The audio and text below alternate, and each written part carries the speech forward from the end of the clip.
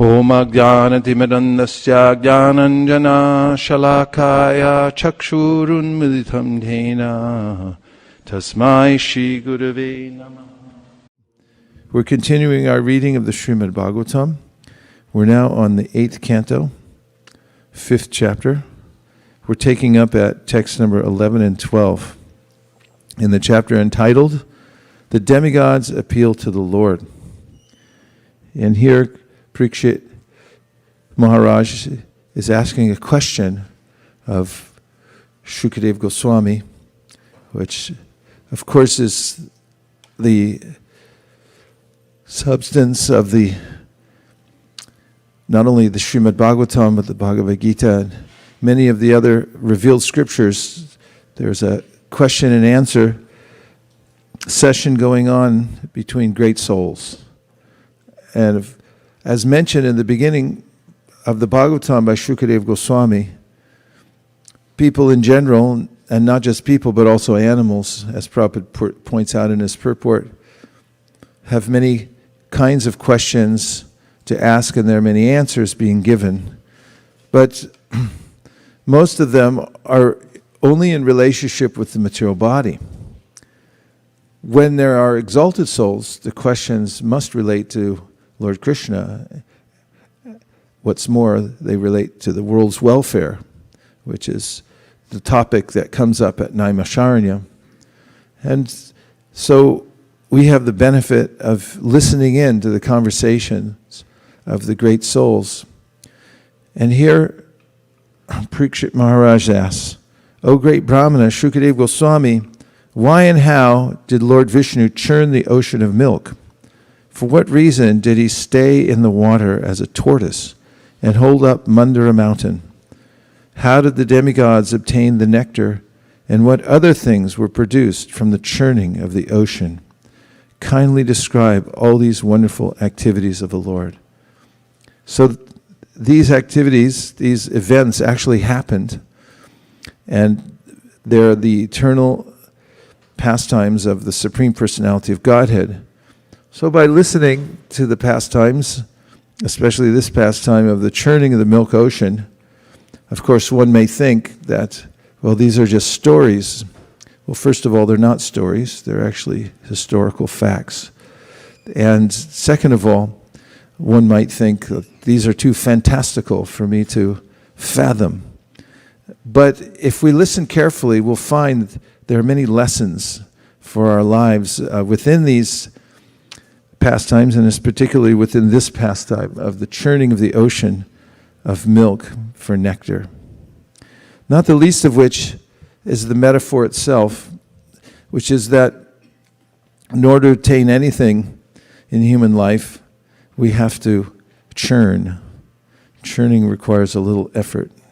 If you've ever churned butter, which I have not, I admit, although maybe in grammar school we shook some up and got butter, but I don't know if that counts. We did have to shake it.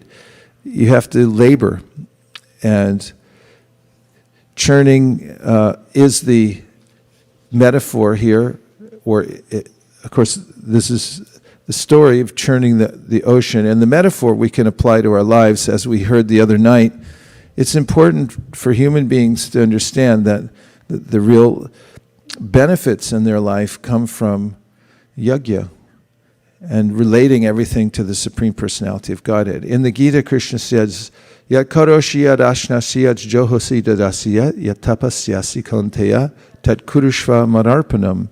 Whatever you do, whatever you eat, whatever you offer or give away, as well as what any austerities you may perform, you should do as an offering unto me. For those who are connected to devotees or to the Supreme Personality of Godhead through his teachings in the Bhagavad Gita, they may then go on doing their work, because that's natural. People don't give up doing their work in this world, nor does Krishna recommend that they do so. But they should think that I'm doing this for Krishna. In fact, Prabhupada mentions this in the 18th chapter of the Bhagavad Gita, that the acharyas have said that as we do our work in the world, we should think that I'm doing this work for the Supreme Personality of Godhead.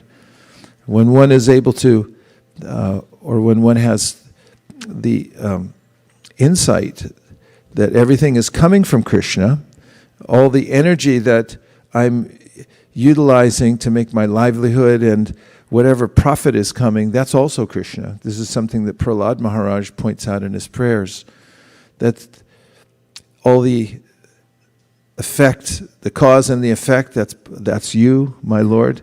And whatever energies I see in my life, these are all you too. My family, that's you.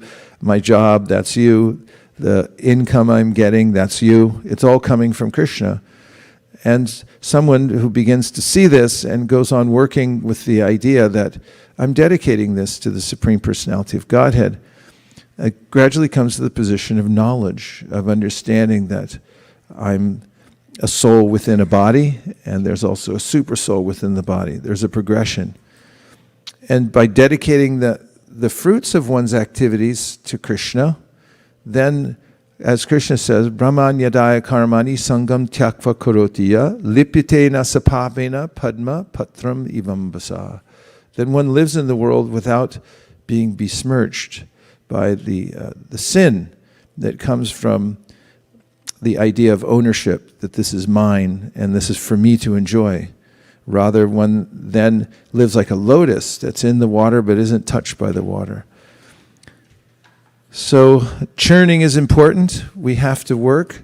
But if we're working for Krishna and we dedicate the fruits of our activities to Krishna and we realize that the energies that are all involved are Krishna himself, that he's supplying them, then we'll get the great profit of life. So this is certainly an interesting topic, and Parikshit Maharaj has asked, and he goes on to say in 13, my heart, which is disturbed by the three miserable conditions of material life, is not yet sated with hearing you describe the glorious activities of the Lord. Look up sated. The Supreme Personality of Godhead, who is the master of all devotees. Sri Sutta Goswami said, O learned brahmanas assembled here at Naimisharanya, when Shukadev Goswami, the son of Dvaipayana, was thus questioned by the king, he congratulated the king and then endeavored to describe further the glories of the Supreme Personality of Godhead. Shukadev Goswami said, when the Asuras with their serpent weapons severely attacked the demigods in a fight, many of the demigods fell and lost their lives. Indeed, they could not be revived. At that time, O king, the demigods had been cursed by Durvasa Muni. The three worlds were poverty-stricken, and therefore ritualistic ceremonies could not be performed. The effects of this were serious. So herein we find the first lesson, because we hear in this verse that there's a conflict going on between the demigods and the demons, and that's nothing new. Throughout the Bhagavatam, we hear of conflict between the demigods and the demons. That's just what they do, is fight. And what is the reason that the demigods are now in a disadvantageous situation?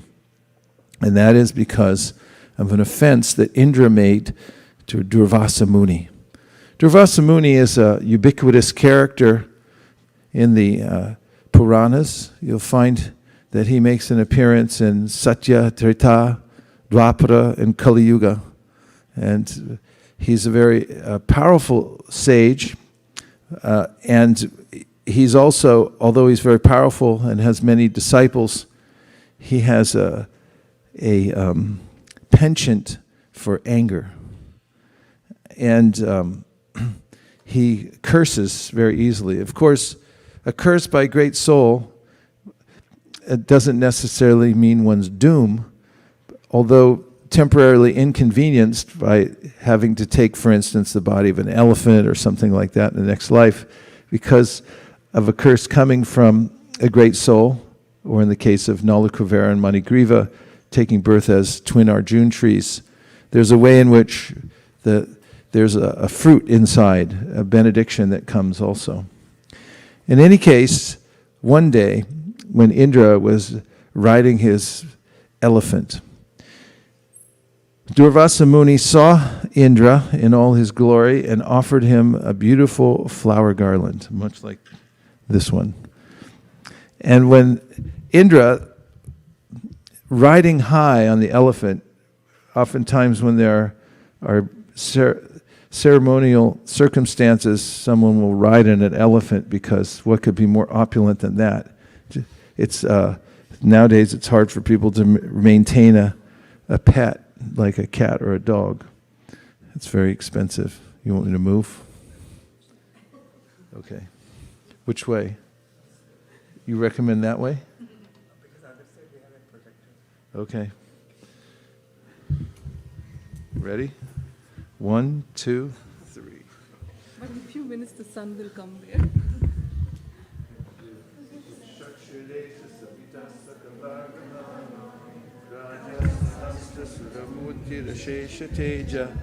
Yasyagnaya Brahmati Sambritakara Chakro Govindamadi Purusham Tamaham Bhajami. Can you find the page?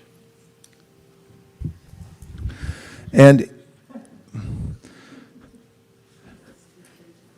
Durvasa, I was saying that riding high on an elephant.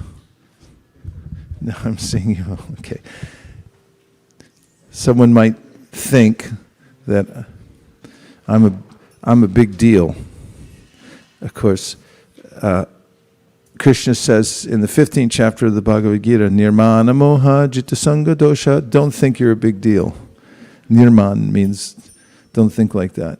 This is one of the tenets of spiritual life, is don't think that I'm the man.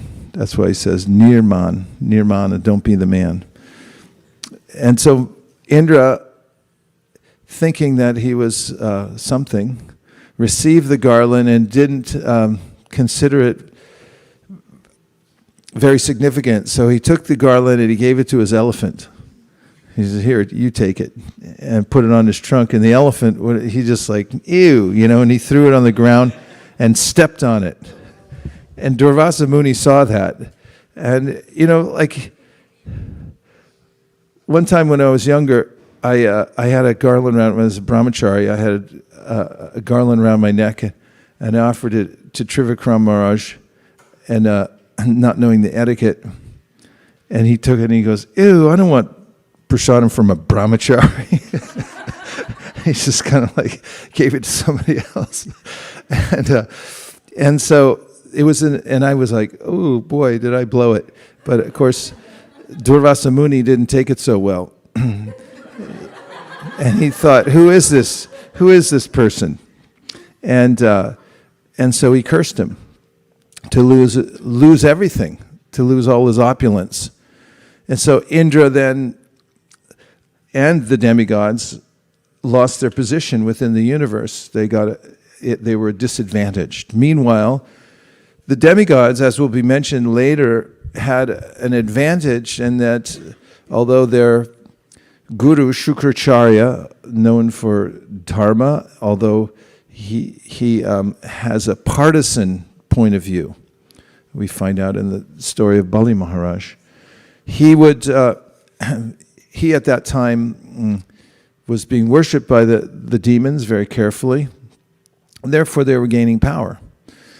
And all these circumstances led to the demise of the demigods' hold on power in the universe. So now they were being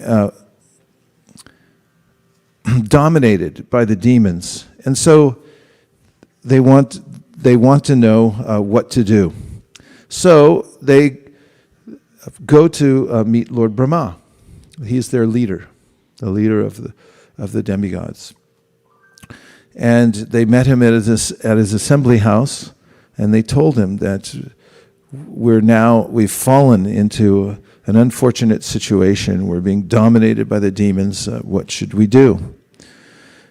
And so Brahma takes the demigods and leads them to the shore of the ocean of milk.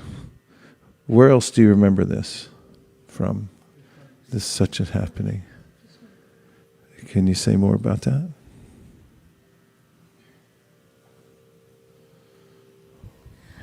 before Krishna appeared, all the demigods went and approached Brahma that how much suffering they are going through, and then Brahma leads them to the shore of the milk ocean and offers prayers. So what did Brahma do at the shore of the ocean of milk?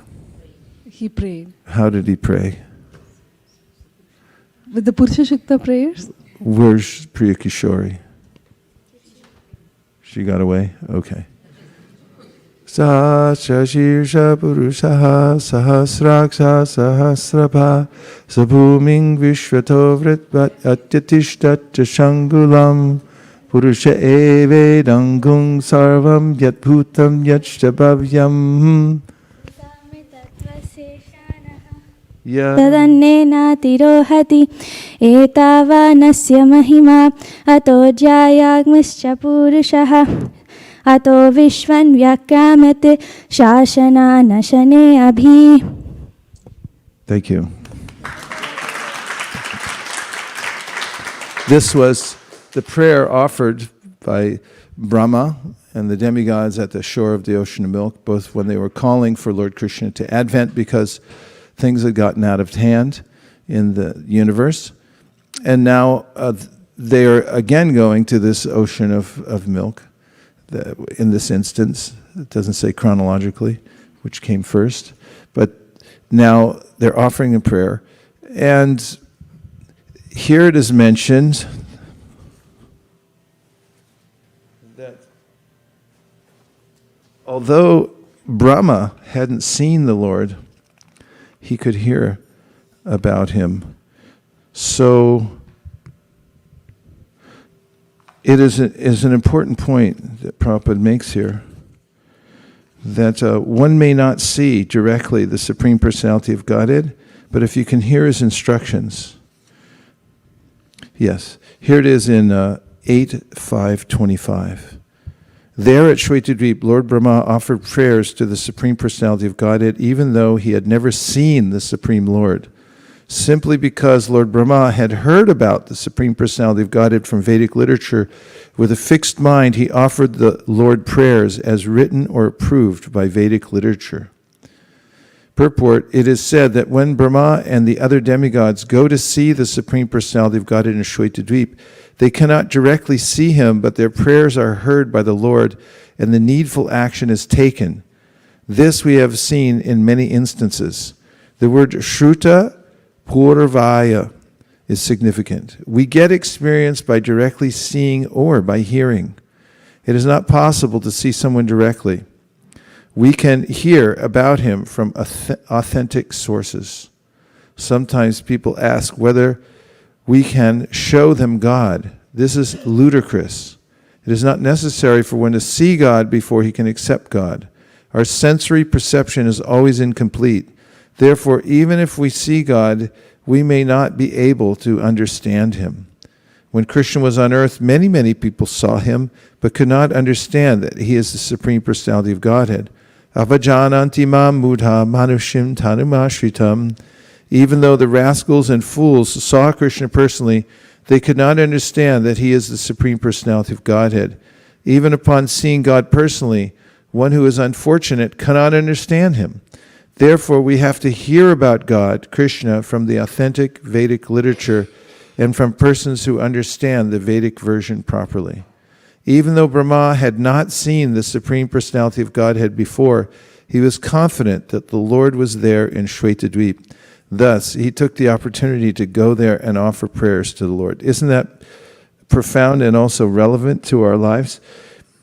If Brahma, with so much qualification and intelligence and so forth, and delegated power, couldn't see the Supreme Personality of God, hadn't seen him, but had complete faith that the Lord was there and went offering prayers, and then we'll see the result if the Lord reciprocates, then shouldn't we also have that same mood? We can follow in the footsteps of Brahma and realize that the Lord hears our prayers and go on offering prayers, realizing that he's there hearing them. The other point is that we can understand only by hearing. Of course, as we know, one of the reasons that Srila Bhaktisiddhanta Saraswati Thakur had taken His Divine Grace A.C. Bhaktivedanta Swami, then Abai, as a disciple and given him initiation, was he noted that he liked to hear.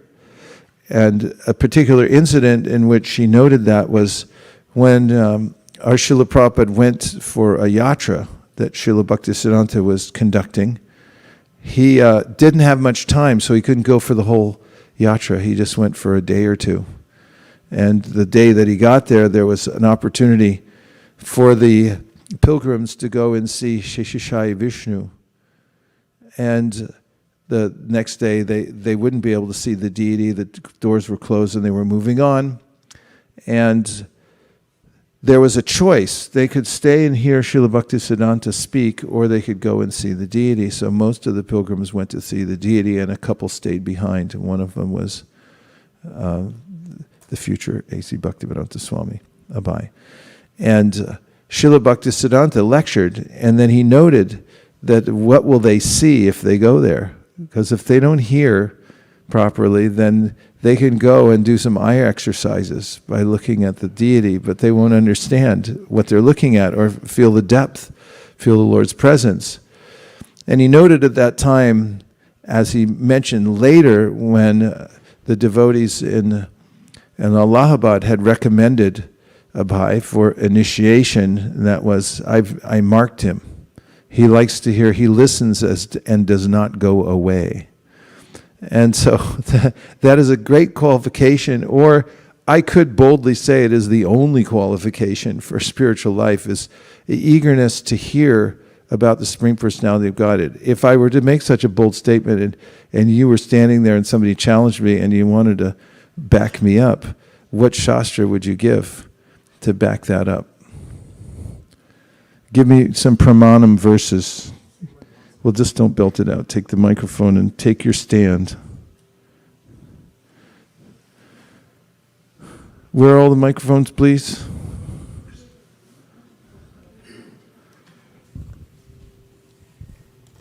Go ahead. Give pramanam. We have the verse that goes, Shushushroshadadanasya Vasudeva Kataruchi Syanmahatsevya Vipra Punyatirtha Nishevana. And you repeat that many times to remind us that just by listening to the Bhagavatam, So that verse this says, service is done. yes, Sushu Shoshadhanasya Vasudeva Kataruchi. So by serving great souls, Syan Mahat Sevaya Viprav, one gains an affinity for hearing about the Lord. That's a good hearing verse. But give me a verse that's more towards the main qualification of spiritual life is hearing. It doesn't be exact, but help us out here. In the next verse, it says, Srinvatam swakatha Krishna punya sravana kirtana hidyantas tuya bhadrani vidhunoti suhit satam. So that verse is like the Supreme Personality of Godhead, Krishna, who is Paramatma sitting in one's heart. When we hear his message, that itself is the most pious activity, and gradually we purify ourselves. Okay? Go ahead, you look like you got something. So I was thinking about 7.1 in Bhagavad Gita. Okay. Maya sakta manapartha yogam yunjan madashraya yajjnana nehabu. Shayam samagramam. Sorry. Asamshayam samagramam yatha gyayasi tatshrinu. So in this verse, Krishna says that, now when you hear, just by hearing from me, I think I'll just read the translation. Yeah, just say it first from your memory of what you remember that it means. That now here, tatshrinu actually. Yes. So Krishna says, and then by listening to me, all the knowledge will be revealed to you. Yes. Yeah. And all the knowledge he mentions in the next verse, right? Jnanam vigyams, jnanam teham savigyanam idam bhaksham yasheshadha yajgatva nehabhuyonaj gyatavyam avashishyate. You'll know everything phenomenal and numinous. Go ahead, thanks. Good one. Yes? Yashyam vai shreyamanayam krishnam paramapurushe bhaktir upadyayate pumshe shoka moha bhayapaha. That shloka where Krishna, that it's mentioned. Say where it's from and give the translation, please. And then defend your 1:7-17. So the translation is simply by giving oral reception to this Vedic literature, the feeling for loving devotional service to Lord Krishna, the Supreme Personality of Godhead, sprouts up at once to extinguish the fire of lamentation, illusion, and fearfulness. Very good citation. Defend your position. Why did you pick that verse? Why is it relevant? I heard this verse, Maharaj, so many times, like the Soka Moha Bhayapaha that caught my attention before. But then I realized that Krishna's bhakti is also, you can get the bhakti, pure bhakti by hearing. By hearing. Yes. That's remarkable, isn't it? So if one were to seek the essence of all advice, what would that be, according to Rupa Goswami? Tell us. Take the mic. Tan. Take the mic. Say it slowly and then explain it. Tannama rupa charitadu sukirtananu smrityo karmena rasana manasini yoja tishtan vrjeta danuragi jananugami kalam naeda kilamiti padesha saram. What's the point of the verse? This verse mentions how by chanting the holy name 24 hours a day, or the tongue, or You're conflating two verses. So Tannama, go ahead, help us out. The essence of all instruction is to chant the name of Tannama, to glorify the name, qualities, form, and pastimes of the Lord 24/7. Yeah, hearing and chanting is in essence. Give me one more verse from Divinity and Divine Service about how one should have one pointed attention in hearing and chanting and remembering. Go ahead, you got it.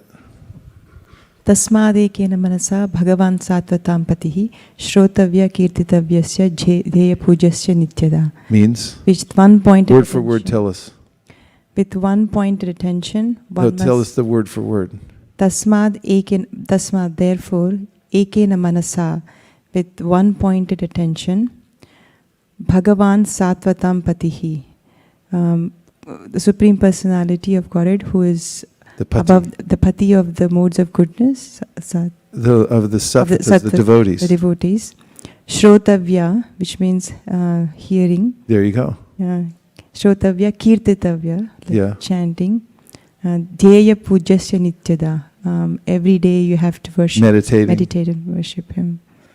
Worshipping. Nityada means every day, all the time. It means always, doesn't it? So why do you say every day? All the time. Huh? All the time. All the time, but why did you say every day?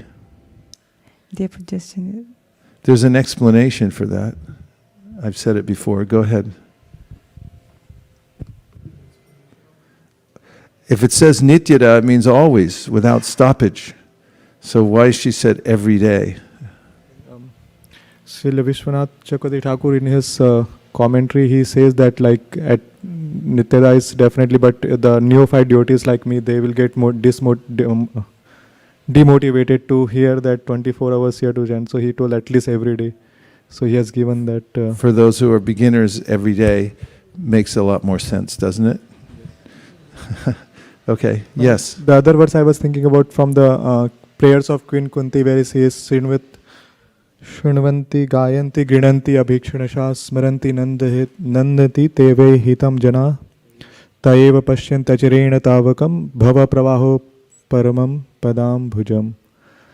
Where he says like how Srinvanti gayanti, like when we Srinvanti gayanti grinanti abhikshanasha, by all this process of hearing and etc., we can bhava pravaho paramam padam bhujam, we can stop the flow of this material world. So this incident where Brahma goes to the milk ocean is not irrelevant for us. We could consider that we're standing in a place where we could address the Lord. We're here on the earthly planet where so many other sages have addressed the Lord, even though we can't see Him directly.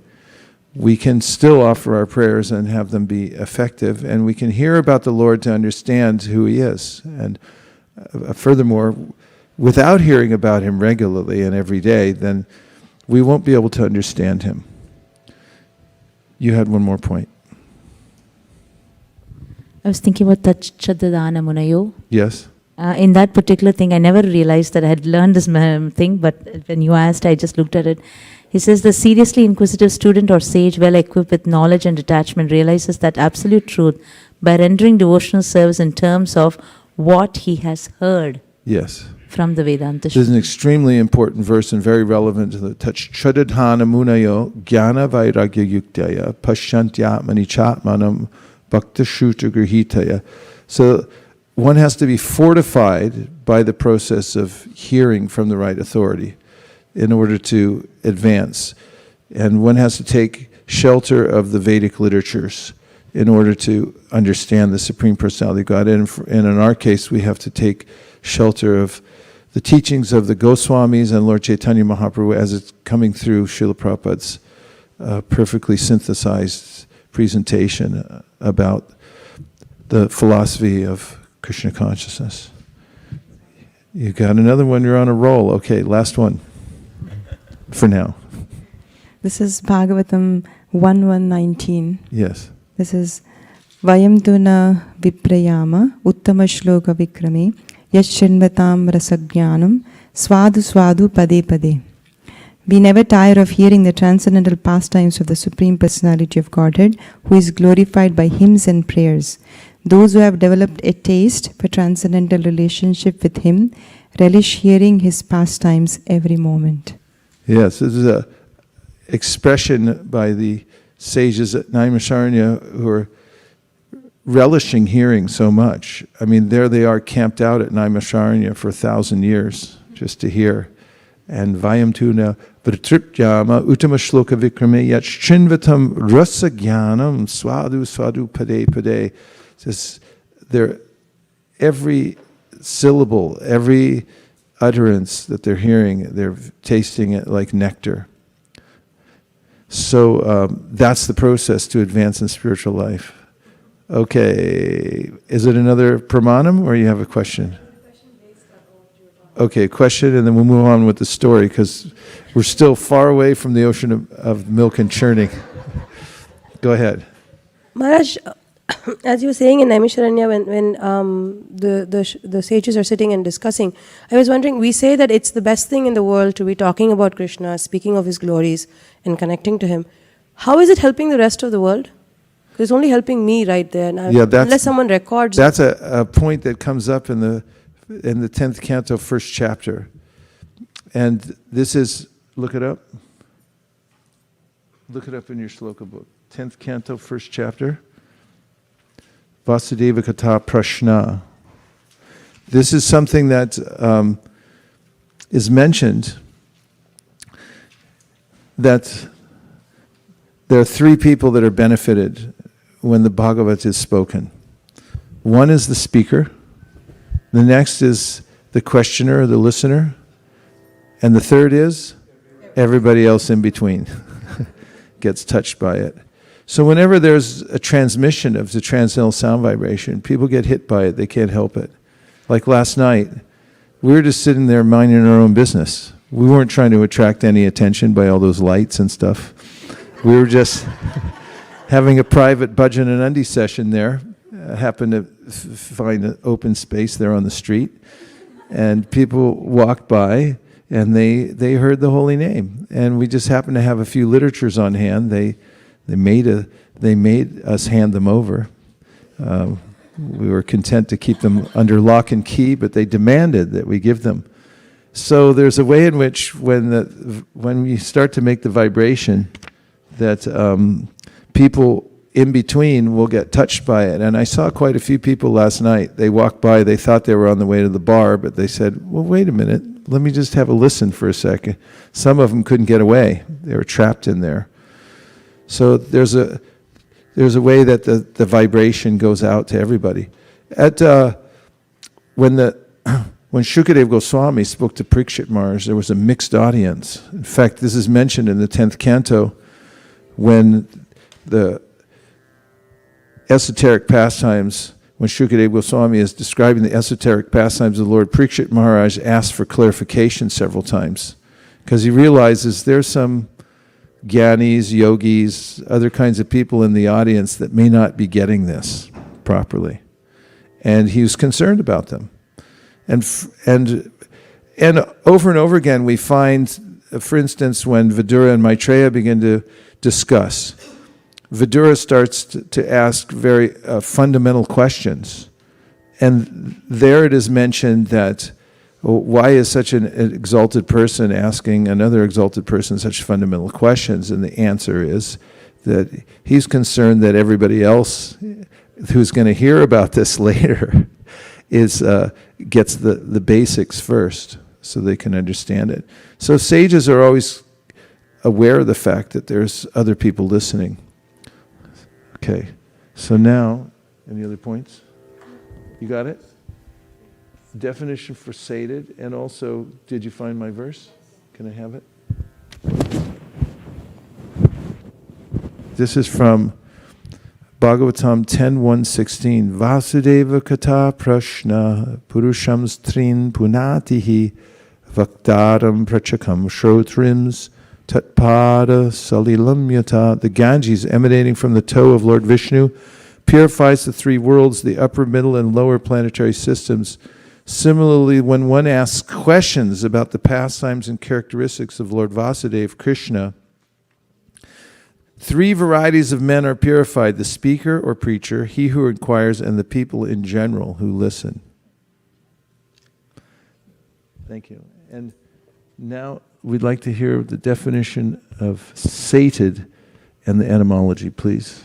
There are multiple definitions of sate, but the first one says that it means to satisfy a desire or an appetite to the full. And it comes from Old English. Yeah. Nothing more? Old English by way of?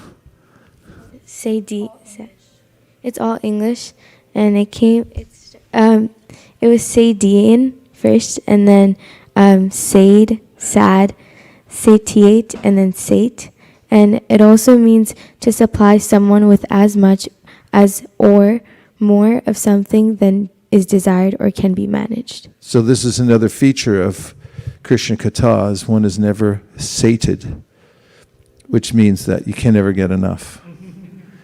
And Prabhupada mentions this in one of his purports, that the holes of the ears are very small, are they not? But inside is unlimited.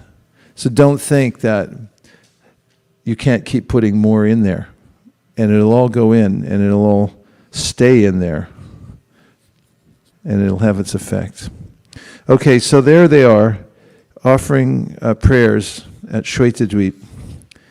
And Brahma begins to glorify the Supreme Personality of Godhead through the Purushukta and other prayers where he's mentioning the Supreme Personality of Godhead.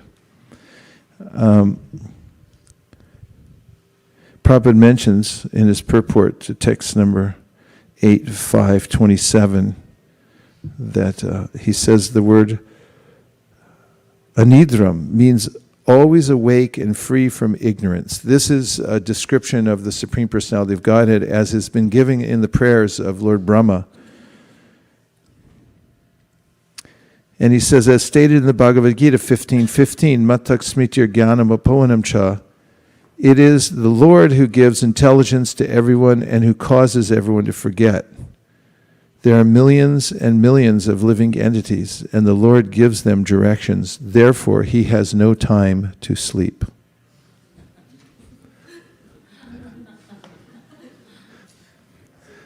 No time to sleep. He's busy taking care of us. And we're like, wah, I want my thing back. And it's like, Krishna's there taking care of us.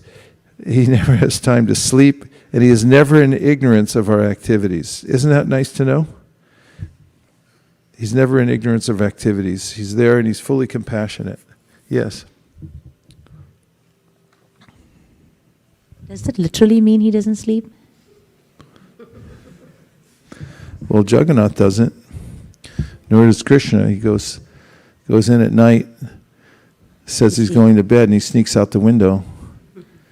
In Vrindavan, you'll never find a time he sleeps. In Navadvip, at Srivasangam, the devotees stayed up all night chanting, and it doesn't mean the next day you'd find them snoring in the afternoon. This is mentioned in the Chaitanya Bhagavat. They didn't sleep. It was Lord Chaitanya's mystical power that they chanted all night long in that esoteric kirtan with the Lord, and in the daytime they went around about their ordinary duties. Does it mean the spiritual body doesn't need sleep? Yeah, it means the spiritual body doesn't need sleep, although there are pastimes in which the Lord appears to sleep, as mentioned in Prahlad's prayers. He appears to sleep with half-closed eyes. Of course, the material world's not as interesting because the living entities are ignoring the Lord. He's fully attentive to us, but in the spiritual world, you have Lord Jagannath. His eyes are like this. And that really is because he's amazed at the mood of the devotees in Vrindavan. That's the form of Lord Jagannath, Baladev, and Subhadraji, that they're actually in ecstasy themselves, hearing about the separation that the devotees in Vrindavan are feeling. And so, although the Lord doesn't sleep, if you want to get his attention, then develop the kind of attitude that the devotees in Vrindavan have, which is service all the time, how to serve Krishna more, how to serve the devotees more. Then he takes even more notice of what we're doing. Okay, so Brahma's praying at the ocean of milk, and then the Lord manifests himself before them, and the Lord appears at first by his effulgence, and it's mentioned in the Bhagavatam that his effulgence is as if tens of thousands of suns have risen in the sky at one time.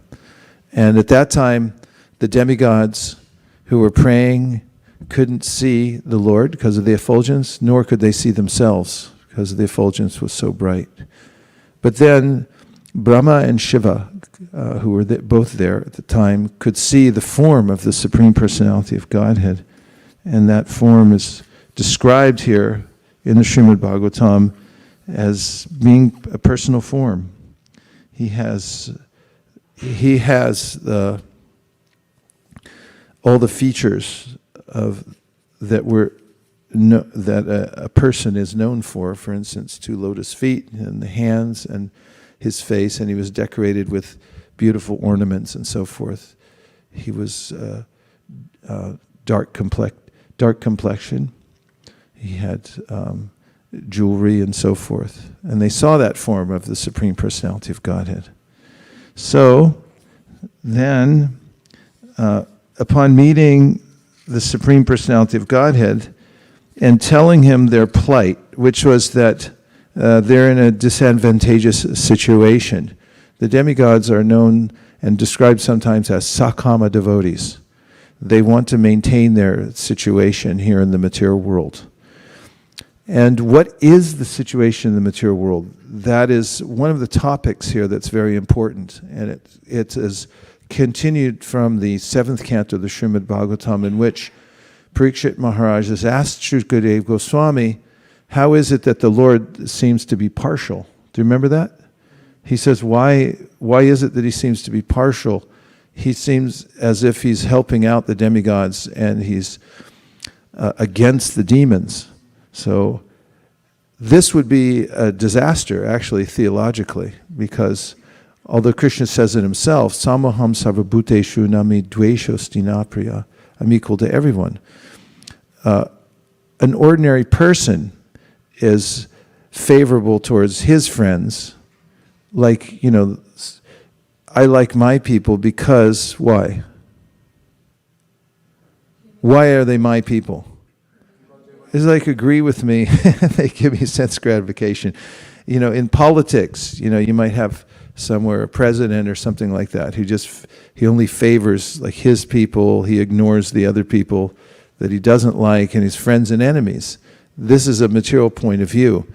Even a person who rises, Krishna says, to the transcendental position, in the Bhagavad Gita he mentions what is the vision of such a person when observing a variety of entities in the world. What is the verse?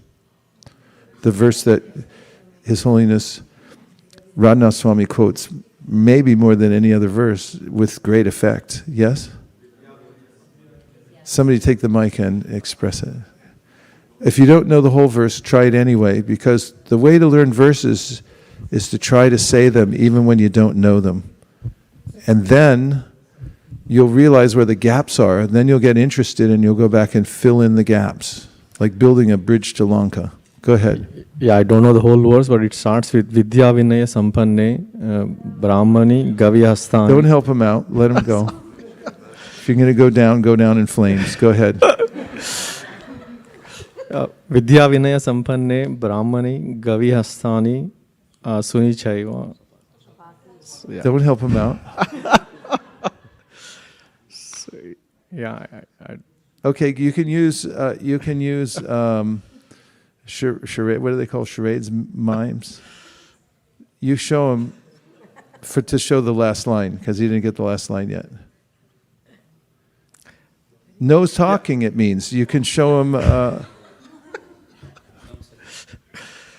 Bali, don't tell him stuff. You can act it out. Okay, last line is, who's it talking about? Yeah, the last line is like Pandita Samadarshina. Yes. Now tell us what it means. So basically, it says like a learned man sees a dog eater, an outcast, as like equally. He says like a super. Equally with whom? Like a super soul is there in like each. So who's being listed in here? Who is seeing equally? Pandit, and compared to whom? Vidya Vinaya Sampanne Brahmane Gavi Hasani. So who's the Brahmane? Learned man. Learned person. Brahmane Gavi. Gavi means? Yeah, Hasti. So you got a Brahman, a cow, an elephant, Shuni, doggy, Shuni, Chaiva. Yeah? Shuni Chaiva Shwapake. What's that? He's a dog cooker. He cooks dogs. If you go over for Thanksgiving to this person's house, what do you have? A dog. Fresh off the street. Okay, Shuni Chaiva Shwapake Cha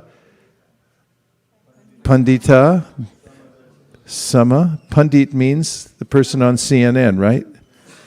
Who wrongly predicts the election every time. Okay, Pandita means somebody who Sama Darshina. Darshina means? So the person actually sees like this, is seeing the world, that there's all different entities, just sees the external body as superfluous to the actual active ingredient, which is the soul within, right?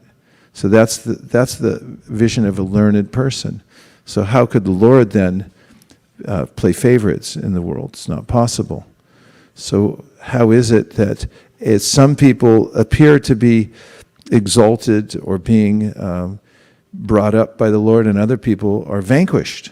So this is an important topic theologically, isn't it? And what is the answer? Yeah?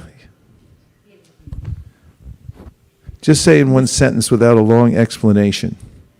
It depends upon the appreciating capacity of the individual. Okay, it depends on the situation or the capacity of the individual to take advantage or not of the mercy of the Supreme Personality of God. It's available to everyone, but according to one's situation within the blank of nature.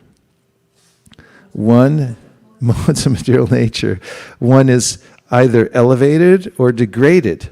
And who can prove that? By citing from the Bhagavad Gita. That the modes either elevate one, keep one in the middle position, or drag one down to an abominable situation. Bali Mardan's got it. Urdham gacchati sattada madhye tishtanti rajasa Yeah. Adho gachanti tamasa. Jaganna gunavrittis adho gachanti tamasa. What does jaganya mean? Means extreme. Means really bad, abominable. So this verse that Bali Mardan Prabhu has just quoted from the Bhagavad Gita gives us an idea of what are the effects the modes of nature have on us, and it is our own positioning in relationship with these modes that determines whether we go up, whether we stay in the middle position, or whether we're dragged down into a hellish condition of life. So the answer to the question is the living entities, according to how they're positioning themselves, are doing it to themselves. And so when the mode of goodness is prominent in the universe, then the demigods take a prominent situation. And when the mode of ignorance is prominent, the roads of rajas and tamas, passion and ignorance, then it gives a niche for the demons to do well, because they're in their element. Now, there are various eras within the universe, time periods during which these modes are particularly prominent. For instance, in the age of Satya Yuga, which mode is most prominent, would you say, Anushri?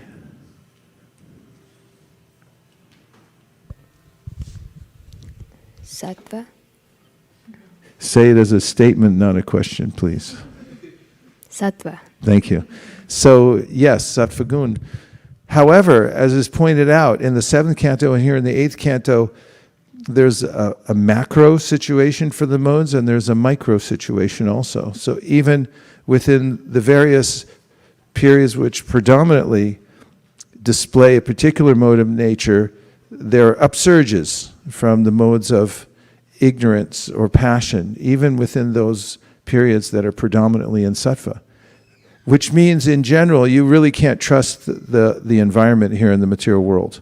Prabhupada points this out when he was coming across on the Jaladuta, that the ocean looked placid and everything looked fine. And it's a little daunting being out in the middle of the ocean on a ship, because at any moment you can be thrashed by the weather. And then he said that at any given time, a big storm could come up, and then you're being pushed here and there. So in the material world, everything can look perfectly fine, and then all of a sudden there's an upsurge in the lower modes of material nature, through which we become displaced somehow, right? So this happens all the time. This is the nature of the material world. So the point that's being made here is that, and the Lord makes it when he appears to Brahma, Shiva, and all the demigods, he's saying that right now there's an upsurge in the situation in the universe, in the modes of passion and ignorance through which the demigods have become prominent. And said, right now, you're not going to be able to assert yourself. Therefore, you have to make an armistice with the demons. It means you have to compromise. So Prabhupada makes this point. It's sometimes in our dealings, we may not be able to get exactly what we want right away. Does that sound familiar? Yes. I'm glad to hear it. So we may have to make some kind of compromise in order to move forward, and that's exactly what the Lord suggests here to the demigods. He said, you're not going to be able to dominate. You're going to have to make an agreement with the demons to work together at this particular time, and you'll be able to get the fruit. And he gives the logic. There are many different kinds of logic, and the particular logic he gives is called Ajagara Vritti. It's called the logic of the snake and the mouse. What is the logic of the snake and the mouse? Who knows? Prabhu?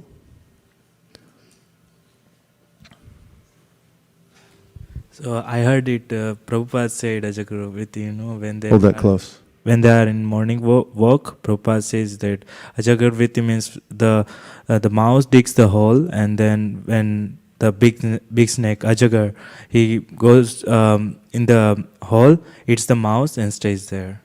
Yeah. And in another place, he describes how a snake and a mouse are in a basket, trapped. So now, if the snake eats the mouse, yeah, he'll get a meal, but he'll be stuck in the basket. He'll have to die in there. So he makes an agreement. So you make a hole, and then the mouse makes the hole, and then after waiting some time, then the snake eats the mouse, because then he can get out. So this is what Vishnu is telling the demigods. He's saying that right now you're not going to be successful, as you're in a disadvantageous situation. So you're going to have to make some cooperation with the demons, and that cooperation is going to be a churning of the milk ocean.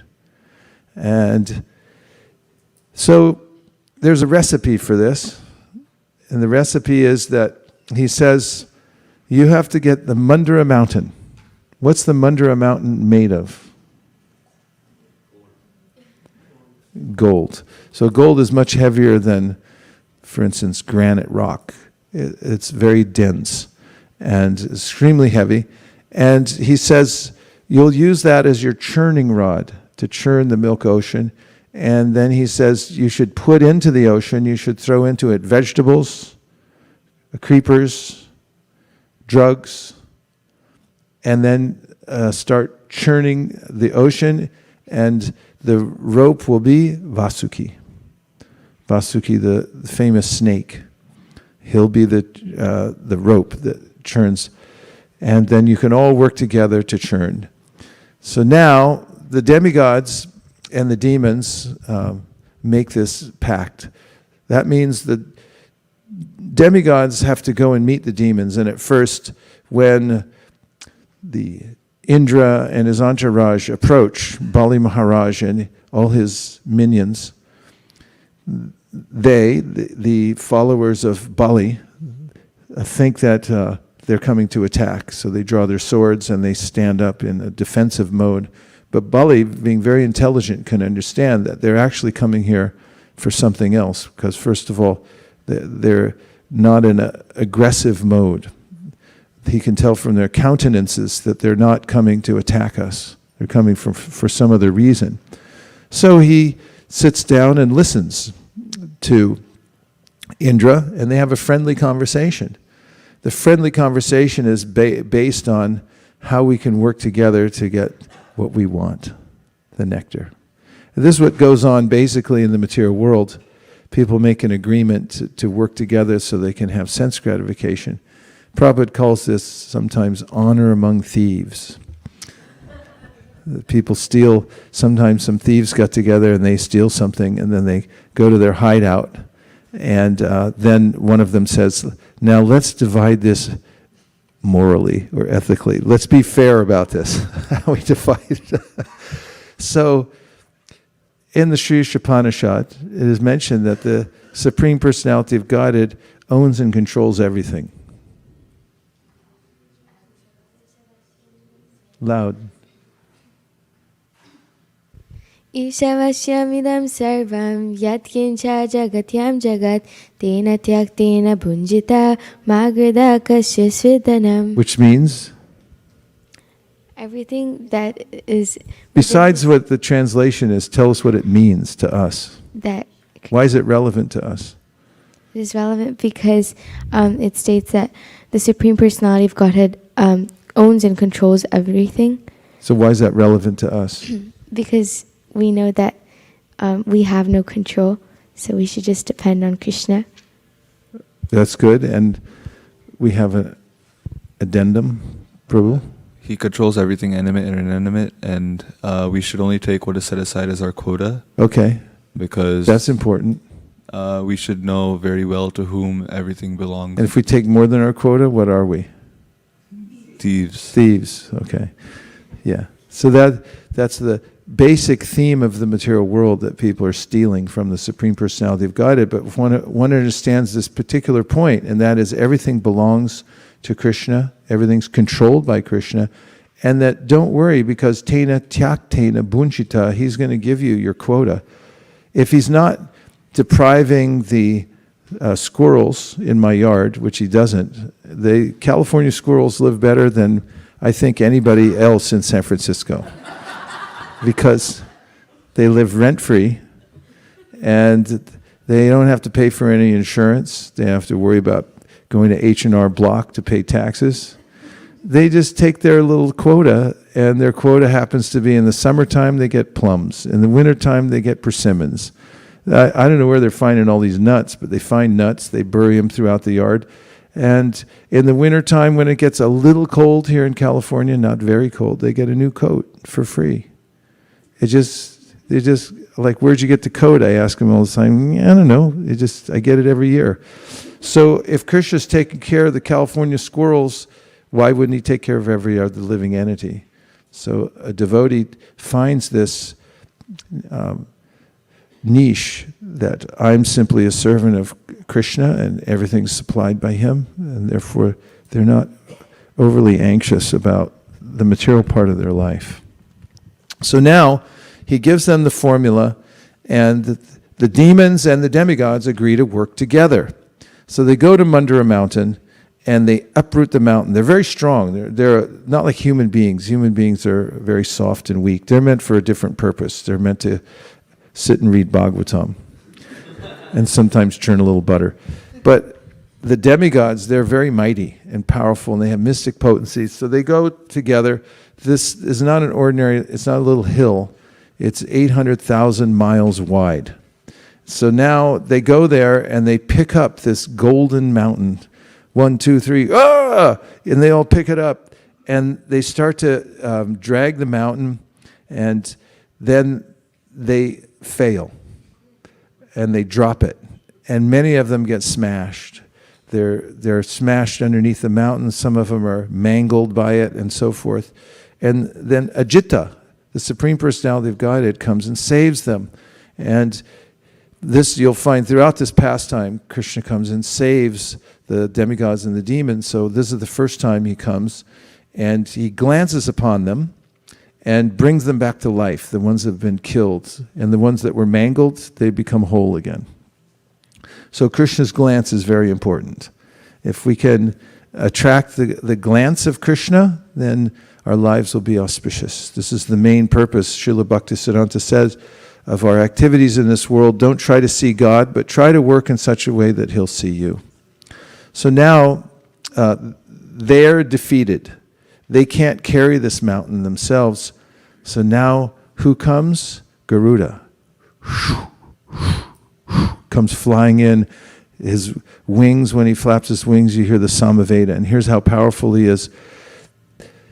Lord Ajita picks up not just the mountain from the back of Garuda, but also he picks up all of the demigods and all the demons, and they take a ride along with the mountain. Of course, we already know this as Gaudiya Vaishnavas, because Krishna is known as Giridhari. And it's no big deal for Krishna to pick up the big Govardhan hill and hold on his finger. He does these things all the time, but it's quite amazing, isn't it? He picks up this whole, huge golden mountain, and then all the demigods, demons, and it puts the Mandara mountain in place in the ocean. Now all the herbs and creepers and drugs have all been thrown in there. That's the recipe. They got the recipe. And now they put Mandara mountain in, and now Garuda has to leave. Why does Garuda have to leave? That's the last time you're going to see him in the story. Because? Sundar, tell us. Give him the mic. Because they're going to use Vasuki as a rope. And why is that a problem with Garuda? Because Garuda snakes are it's Garuda's food. That's right. He's not a vegetarian. We're not necessarily vegetarians. It's not that we claim that we're vegetarians. We offer everything to Krishna, and according to Tena Tyaktena Bunjita, well, we offer what Krishna likes. And so Garuda has his own quota. He eats snakes. And so with Garuda around, he's a natural enemy of this Vasuki. So Vasuki would not be able to concentrate on his job if Garuda was there. And now they put everything in place, and then they realize that the mountain won't stay afloat in this ocean of milk. So now the Lord comes in the next form as Kurma. So one of the reasons is mentioned here, Jayadev Goswami mentions. How does it start? Shiti iha vipalatore shishtavi tava prishte darani darana hina shakre varishte keshavadrita kurma sharira jaya jagadisha hare jaya jagadisha hare jaya jagadisha hare. He had an itchy back. And this is the way the Lord, he forms his pastimes. He's like, I got an itch on my back. So he arranges to get, he's such a big, he gets under a mountain on his, he's like, yeah. If you've ever had an itch on your back, somebody can scratch it for you. Then it's like, okay, my life's okay now. So he had an itchy back, and he wanted that mountain on his back. So there he is, Kurma, and the mountain, and Vaisesika, and they all get in line, and the demigods, they grab the head of the snake, and the demons grab the tail. But then the demons look out, and they say, why do they get the front? He said, we study and know all the Vedas, and we're great heroes, actually, all of us. So why do these, lackluster personalities get to have the front of the snake? Now, the demigods were all looking to Ajita, who was also holding on to the tail of the snake. What should we do? And Ajita just smiled, and he moved his position from the tail to the head. From the head to the tail. Demigods were on the head, and then the demons were envious of that. So Ajita moves to the back, and then all the demigods just moved with him. So what Ajita knew was, when Vaisesika got fired up, literally, and started being used as a churning rope, that fire would come out of his mouth. And that's just what happened. So a little later on, we find out when the churning starts that the demons are all getting burned. They look like burned pine trees. If you've ever seen a pine tree that's burned, it's just a little skeleton there. And the demigods in the back, they were also getting some smoke and getting fatigued by the whole situation. It was very difficult, actually, churning that ocean. So the Lord himself started to help out also with the churning process. So in all the different phases, we find that the Lord comes and saves the day so that the churning can take place. And the first thing that comes out of the ocean is the kalakut, poison. And this is a lesson also. When you try to do something good, try to do the right thing, what happens? Something messes up. It's the nature in the material world that no matter what you do, even if you try some spiritual endeavor, you're going to find something that goes wrong. What are some of the things in the early days of the Krishna consciousness movement that went wrong? Let's ask Dayananda Prabhu, because he was there. Can you think of any mishaps that too many? Just name us a couple. See, this makes us feel better when we hear these things. Yeah. In Los Angeles, we weren't very trained. Yeah, you got to turn it on. It'll be green when you turn it on.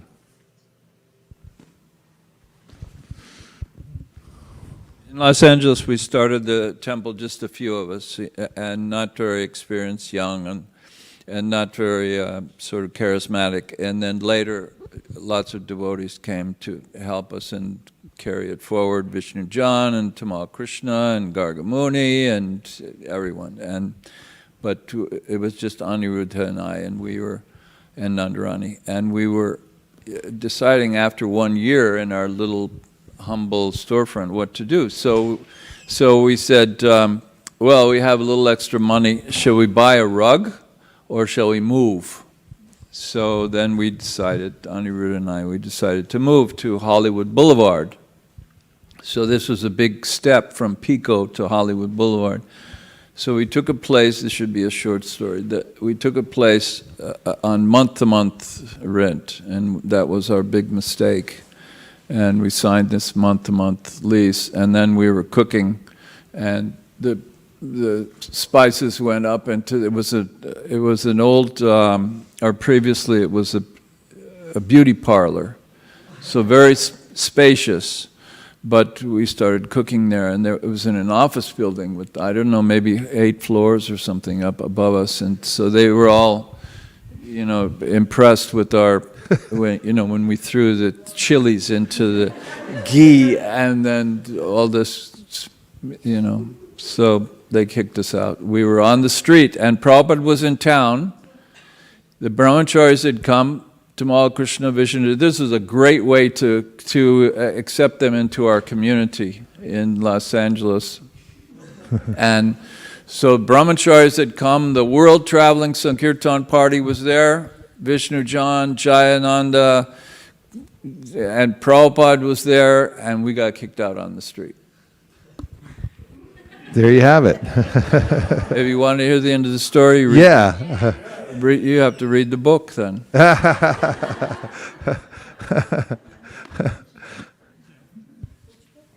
They want to know which book. Your biography? Okay, in the Leela Amrita? Yeah, tell it. We're on a cliffhanger now. So this was, how do I do it briefly? Okay, just to paint a picture, this is true. We were really on the street, and we had a lot of goods. The reason actually it was my decision I accepted rather than fight it. I went to the landlord, I said, what can, please, you can't do this. And he said, yes, this is the lease, you signed it month to month. And if you just get out, no problem, we'll give you your deposit back. So some money in hand. So I thought, okay, we can try to stay, probably nothing will come of it, or at least we'll have some money. So I thought, okay. So we just moved out, and I went up the street and found this garage for rent. And the guy said, okay, here's this garage, but you can't store anything in it.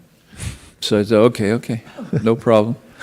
And then we came, we moved all of our stuff into the garage, and Jayananda was helping me, and Jayananda and I used to do a lot of heavy work together, and so we got all this stuff in. The landlord came out. He said, what's this? You can't use this for storage. So I said, well, we did anyway. And so he called the police, and the police came, and they said, well, Anyway, so this is an example of, many sequence of horrible events at that time. So to cut the story short, brahmacharis had their own house. Tamal Krishna Maharaj, or he was brahmachari, and Vishnu Jan and Jayananda, and devotees who later became leaders in the movement. Actually, they were there. Shilavati was the head pujari and famous as the pujari of the movement, kind of. So they had their place. We got a place with some of the householders, and cooking prasadam every day. And then we took Lord Jagannath. We had Jagannath that Shyamsundar had carved the year before, and took him to Prabhupada's apartment. Prabhupada had an apartment, so we moved Lord Jagannath there. And every day Prabhupada would go on his walk, and I was working full-time. Prabhupada would go on his walk, and he would look for places to rent. So then he would report to me, he would give these notes to me, for following up, place to rent. So it was a big problem. We had no place. Then Tamal would find this place or that. You know, he moved a couple times, I guess. And then one time we had a program in someone's garage.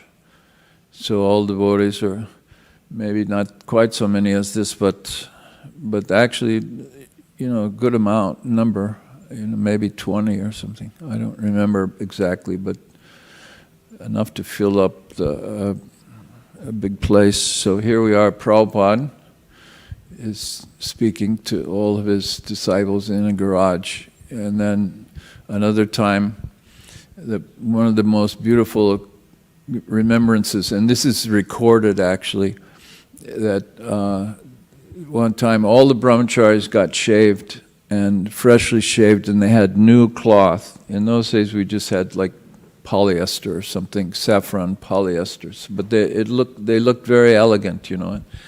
So Prabhupada was there, and this was in the brahmachari house. They were renting a house, so all the brahmacharis were there, Prabhupada sitting, and then Jayananda was kind of tall and good looking and square. It's kind of like Vaisesika, and actually a little bit, you know. But so he came in, you know, also shaved in the saffron, and Prabhupada said, Jayananda, he looks just like Lord Chaitanya. Jayananda turned from white to red. So, and this is it. There's a tape. I've heard it, actually. Prabhupada says that. I heard it recently. Yeah? So then, finally, how do I end the story? Then finally, I can't remember who found this place. Somebody, not me, but this place on La Cienega, and not far from the current temple, which is on Vaisesika. So La Cienega, right near to Venice Boulevard, 1975. I don't know why I remember that, but 5364 was the first temple. And the Prabhupada, I remember going with Prabhupada to visit it. It was in a wood frame. It was a church. Somehow I think Baptist, but I don't know. Wood frame church, smallish for a church, but quite a good size, on a nice lot, a corner lot, with a front sort of area, I mean front yard. And then later Jayananda planted 108 rose bushes. Those of you who've read the Lilamrita, you know that. And then, so Prabhupada and I, we were the first ones to visit. We were walking all around this place. It had a nice, not as big as this, but for those days, a good-sized main room for the temple, like what would you call it, the church room, but no pews or anything like that. And then in the back there was a reasonably sized, good-sized room that we had prasadam in, and then there was another room for brahmacharis that brahmacharis slept in, and then there were 2 bathrooms, and they had some kind of fixtures that looked like we could put showers in them. So Prabhupada said, do you think you could put showers here? I said, well, I think so, Prabhupada. And I was like very sort of can do, but I thought that, you know, I better be careful, you know, what I guarantee for Prabhupada. So he asked me about 2 or 3 times. He says, do you think we can put showers? Well, yeah, I think so. Yeah, we can. So we did eventually. All right. So enough stories. So this was our failure. We're really, literally on the street. It was horrible. I mean, it really was. I mean, it was absolutely horrible. And can you imagine that Prabhupada was in town? This was the worst thing and the best thing. For me, it was the worst thing, probably in my life. The worst thing in my life.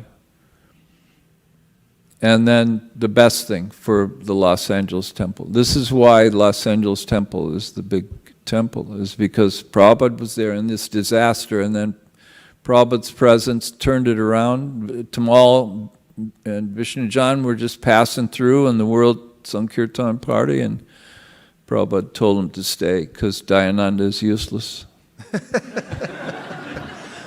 I was going to clap at the end of your thing, but then when you said that, didn't seem quite appropriate. Thank you for that story. Thank you.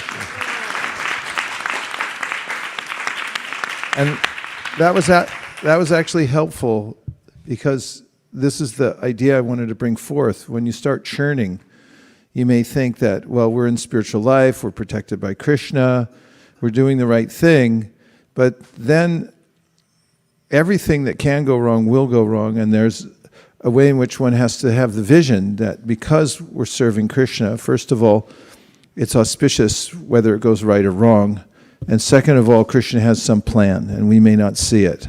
So that's the mood in which the demigods and the demons had to churn. They had to, on the faith of the declaration of Ajita, that you should do this and you'll get nectar out of it, then they went on churning despite the difficulty. And the first of the difficulties was quite ominous. It was the Kalakut poison which came out, which threatened the whole universe. It's kind of like this coronavirus thing. Like nobody knows how to stop it, and where it's going to end. It just spills out into the world. And the Lord recommended, did Ajita, that they go to Lord Shiva and pray to him. And the reason he did so, according to our acharyas, was to glorify Lord Shiva, who's the great devotee of the Lord, Vaishnavanam Yata Shambhu. And Lord Shiva said something that's very relevant to all of us, and in the way that we position ourselves in our devotional practice here in our ISKCON of Silicon Valley. And that is that when he was noticed by his wife for taking the sacrifice of drinking the poison for the sake of saving the universe, which he did by his mystic power, because he shrunk that huge ocean of poison into a small enough amount that he could drink it from the palm of his hand. He then held it within his throat. That's why he's called Nilakanta, because his throat turned blue because of that, holding the poison there. But that's an emblem of his sacrifice to save others. And this is noted by Parvati, his wife, and also by Shukadev Goswami, who then says, Tapyante lokatapena sadhava prayasojana parama aradhanam tadi purushasyakilatmana. That the best kind of service, parama aradhanam, means the supreme service that one can render, is taking trouble upon oneself in order to alleviate the miseries of others by giving them Krishna consciousness. And what is the misery? It is that people don't want it necessarily. They try to avoid it. And even though we know we have the best thing and we offer it, still people may say, I'm not interested, right? Is that possible? Has it ever happened?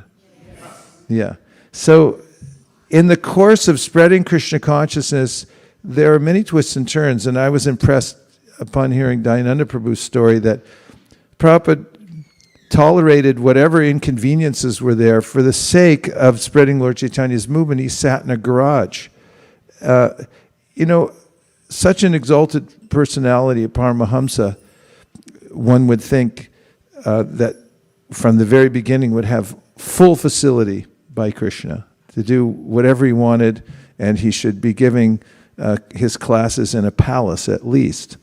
But here he is sitting in a garage somewhere in Los Angeles, where some garage band had practiced for a few years and then had gone nowhere. And now Prabhupada was there in the garage. It's also appropriate too. Hewlett-Packard started in a garage, and so did Stephen Wozniak and Steve Jobs. They started in a dusty little garage. And from there, because of their diligence, they were able to create two of the most productive corporations that the modern world has ever known.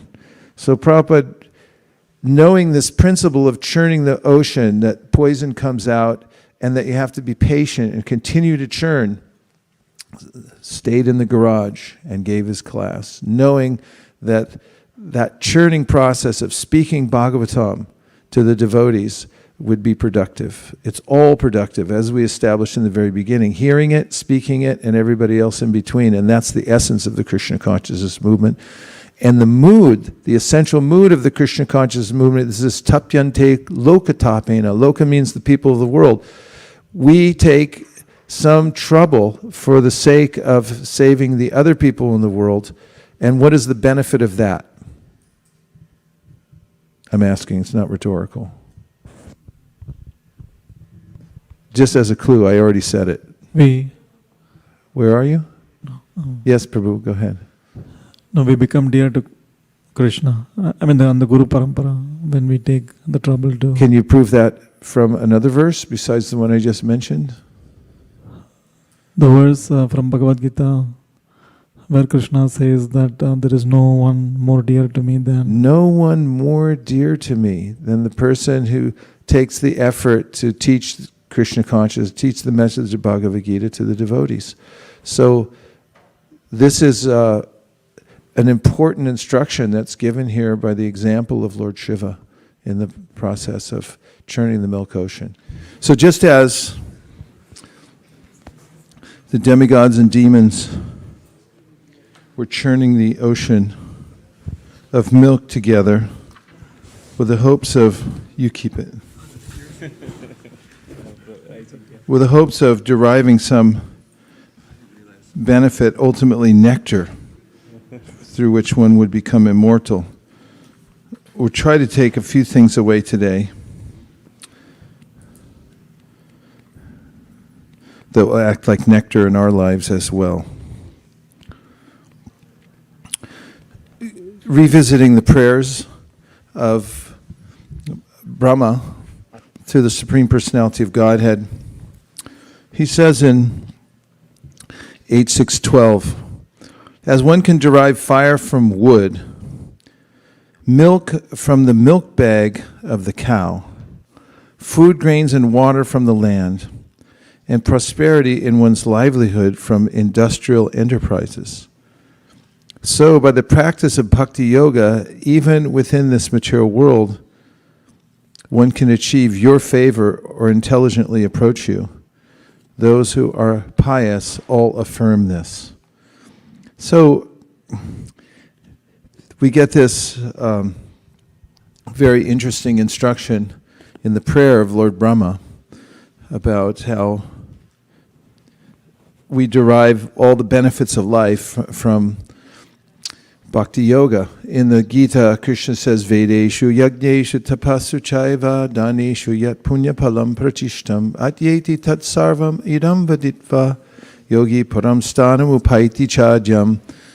And that is that by doing devotional service, one gets the result of studying the Vedas, Vedeshu, Yagdeshu, performing yagyas, tapasya, by performing tapasya, Daneshu, by giving in charity, and so forth. There are many ways in which people try to position themselves in this world to get good fortune.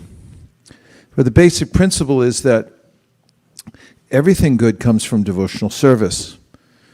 This is what is defined as faith or shraddha. Shraddha shabde vishwas kare surida nishchoish Krishna bhakti koila sarva karma krita hoy. Sarva karma krita hoy means that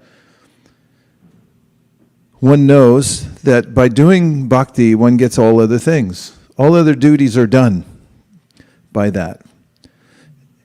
And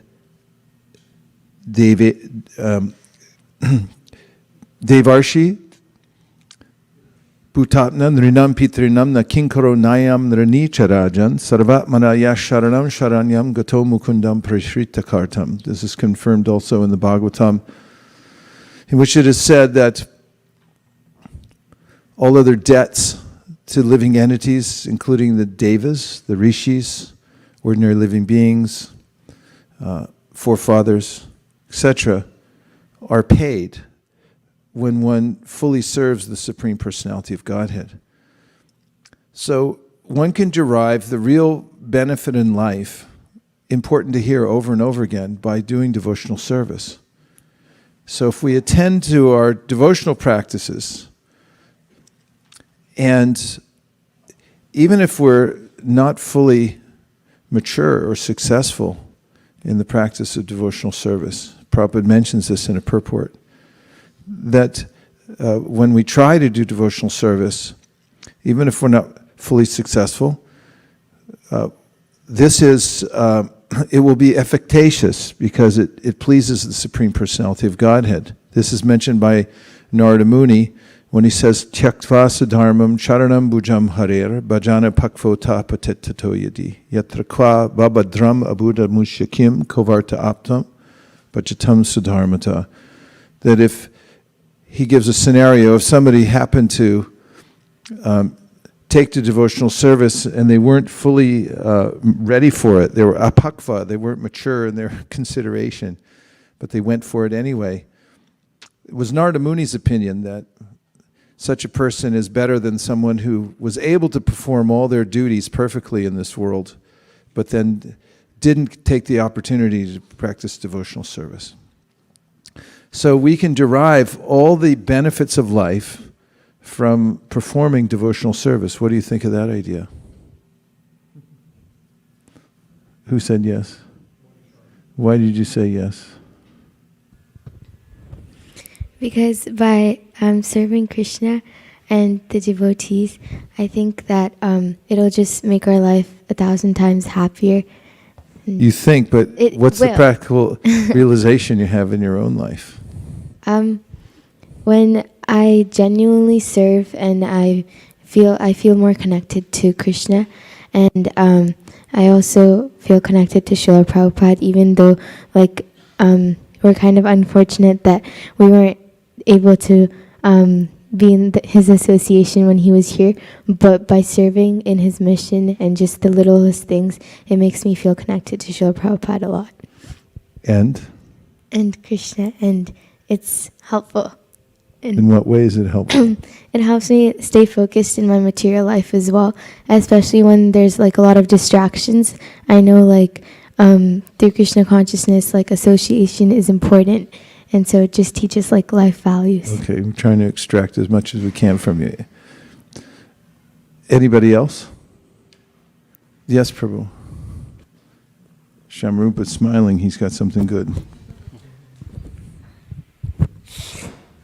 Hare Krishna Maharaj, there is a beautiful story in Lord Chaitanya's pastime, because Lord Chaitanya Mahaprabhu's appearance is coming just 1 week away. So one time, Shiva used to all the time chant and absorb in devotional service. So Lord Chaitanya Mahaprabhu, I think he asked some question that how you are able to maintain yourself. So he claps 3 times. So Mahaprabhu says, what's the meaning of this? So he said, 3 clap if Krishna doesn't take care, because Krishna is taking care of everyone. So why won't take care of me? Then I'll drown myself in Ganga. So he showed by his example how he was completely dependent on Krishna. And also when Mahaprabhu was going to Jagannath Puri, so that time he asked every person, did you take anything? And everybody, they said, no, we didn't take anything because you asked us not to take anything. Mahaprabhu said, good, if you had taken anything, I would have told you to go back. So some of the pastimes from Mahaprabhu, how complete dependence. So do you do like Srivas does? No, because I don't have that purity and faith. But so what do you do? What's the practical point? What do you actually do? So I try my best, and then I just depend on Krishna, whatever happens. So in what ways? How do you just depend on Krishna? I don't push myself too much for the fruits. So it has to come, otherwise I'm just going to dead end it. Okay, that's a good point. And that leads to another point in the churning of the ocean. This is an instruction that Ajita, the Supreme Personality of Godhead, gives to the demigods and demons before churning. He said, "My dear demigods," actually it's just to the demigods, "with patience and peace, everything can be done. But if one is agitated by anger, the goal is not achieved. Therefore, whatever the demons ask, agree to their proposal." So this number is 8-6-24. And so there, as we mentioned before, and as coming from the story, there may be some sense that we're compromising. But in the beginning, we find that Raghunath Das Goswami couldn't just run away from home and join Lord Chaitanya Mahaprabhu, although that was his will. There was a complex situation that he was involved in. Sometimes being born in a very wealthy family, although people think, "Oh, let me have much wealth," it could be very difficult, actually. The parents there, they were pious. They weren't pure devotees, but they were very pious, and they were very, very wealthy. And they felt, as was the culture at the time, that they owned Raghunath Das Goswami. And therefore, whenever he ran away from home to join Chaitanya Mahaprabhu, his parents had people bring him back, and they made every arrangement for him to be kept at home. Raghunath still wanted to run away, and what did Chaitanya Mahaprabhu tell him? He said, "Don't be like a crazy person." He said, "You have to wait until the time is right." And he told him that Krishna will make an arrangement for you. If you keep your internal will and your practice going, then Krishna will make an arrangement. So this is practical for all of us. Well, for me, definitely. But there's a way in which those who still have some kind of worldly duties to perform and the complexities of life possible. Anyone? Just 3 or 4 of you? What do? You have to be patient. You have to go on churning. Keep churning and don't get impatient and don't get angry also. Just because you have an adverse situation, you have to go on. So this was the advice that's relevant for all of us that the Lord Ajita gives to the demigods. With patience and peace, everything can be done. So maintain that clear idea that by devotional service, everything will be done, but you can't have it right away. The poison must come also. And you also have to wait, and you may have to make some kind of compromise so that you can keep going. In fact, Prabhupada used the term inventive. You have to be inventive in order to stay alive in Krishna consciousness. So the Lord saved him in many ways, and one of the ways was he glanced over them to bring them back to life.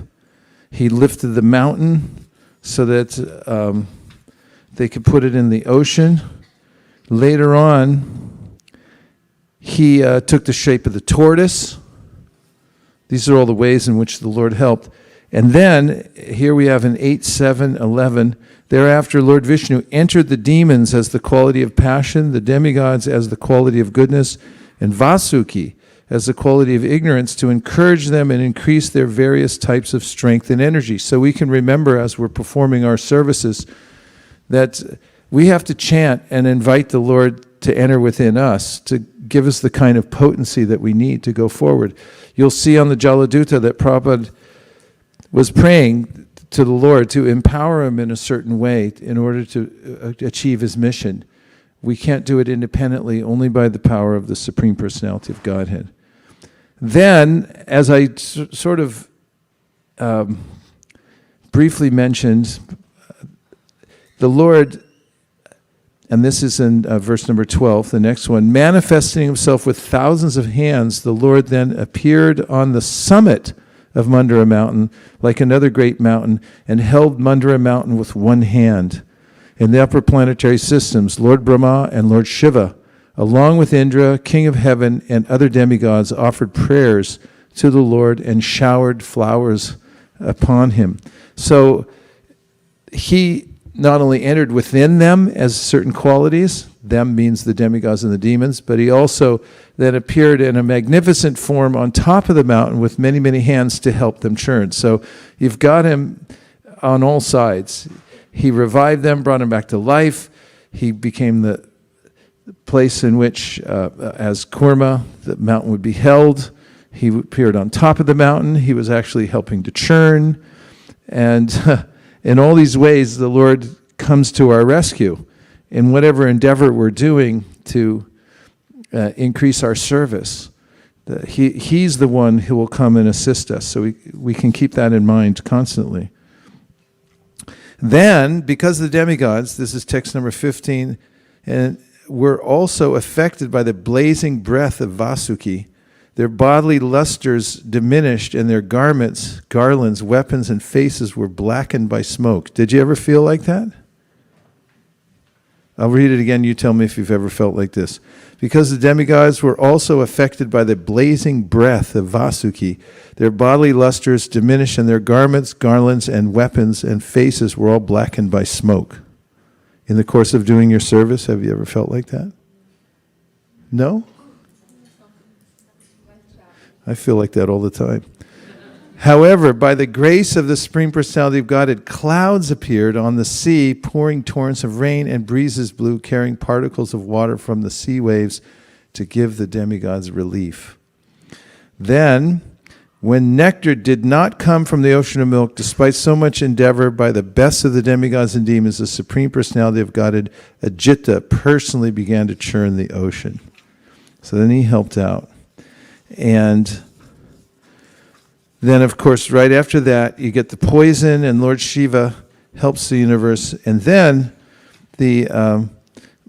what comes out from who comes out first? Surabhi. So Surabhi comes out, and the sages there were interested in Surabhi. So they took charge of Surabhi. Then, Uchaishava comes out, and who took Uchaishava? Uchaishava was Bali Maharaj. Then Airavata was claimed by Indra. Then is it Lakshmi next? Kaustuba. Who took that? Ajita himself. That's where he got the Kaustuba from, ostensibly. Huh? Next. Apsaras came out. Where did they go? Heavenly planets. Then Rama, Lakshmi Devi. So now I just want to make this point about Lakshmi Devi. I found it very profound, this section, because Lakshmi Devi comes out, and she's to choose a husband. And she examined everybody. And so she found that everybody was lacking in one way or another. Some had exalted qualities, but they were missing another quality. And she looked at everybody. And then she found that the Lord, Vishnu, was perfect. And so she married him. And she stays with him eternally. So this is important for us because the research is already done. It's not that we have to go around and try to figure this out. If you want to save time, Prabhupada writes in the Bhagavad Gita, simply accept Ajita, the infallible Supreme Personality of Godhead. Don't waste time, lifetimes of time, making absurd theories about how there's no God. Don't try to invent a God. Don't try to put yourself in the position of God. It won't work. None of these things will work. So, Yenevra vindaksha vamuktamaninas tvayasta bhavara vashudha buddhaya aruya krishnena paramparam tata patantyato nadrita yushmarangraya. We've been failing lifetime after lifetime by not accepting the Supreme Personality of Godhead. And if we simply do that, then everything will fall into place perfectly. Yes, of course, we verify by understanding the method of acquiring knowledge, epistemology. We understand that there's a way to understand things. But at a certain point, you have to accept an axiomatic truth. And if it's reasonable, if you see that this is reasonable, that there's a Supreme Personality of Godhead, it's smart to take the stand, to make, even if you consider there's some risk in this. This was Pascal's wager. He said it's better to take a risk accepting the Supreme Personality that there is a God than to take a risk saying there is no God. Why? Because if there is, then you're fine. You're in luck. And if there isn't, so what? You still had a better life. Even sociological studies show that people believe in God have a better life than people who don't. Like, who was that? Immanuel Kant, or not Kant, but some of the existentialists end up committing suicide. Because if there's no meaning to life, and there's nobody out there, then what's the point to life? It's very miserable. So take a risk and follow in the footsteps of Lakshmi Devi and just say, I'm going to stick with Krishna. I'm going to serve Krishna. I'll be married to Krishna, and that's it. And if you take that, then you'll be perfectly situated, and you'll see that Lakshmi Devi already did the research. She checked everybody out, and yes, there are many exalted personalities there, but Krishna is the best of the best. So then, of course, Dhanvantari appears, and he's holding the pot of nectar. And interestingly, the demons then come and they snatch it, because they were thinking Ajagara Vritti, and the demigods were thinking Ajagara Vritti. Both were thinking the same thing. But when the demons took it, then they began to argue amongst themselves. Because the weaker demons then, they knew that the stronger demons would just take it themselves. So they started saying, no, we should share with the demigods. Because there's a way in which they were moralizing because they had a vested interest. And this is what people do throughout the material world, is they come up with all kinds of ideas of how we're equal and so forth, but it's self-interested. It's not based on an absolute principle, on the absolute truth. And then the demigods, seemingly cheated out of the nectar, were reassured by the Lord, who appeared in a special form, Mohini Murti. And Mohini then, who is unimaginably attractive, went before the demons, and they became bewildered.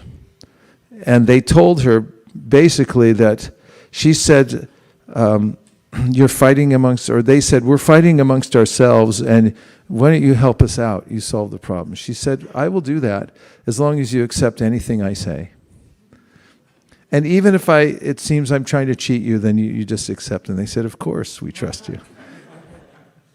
Because they were so bewildered by her. And she took that nectar and she started giving it all to the demigods with no intention of giving any to the demons. Rahu, however, figured it out. And he came over and sat in line in disguise sat in the prasadam line with the demigods. And he got a little sip. But then Ajita cut off his head with his chakra. And the head was preserved. And there's a question, why is it that they didn't know? And why is it that he was able to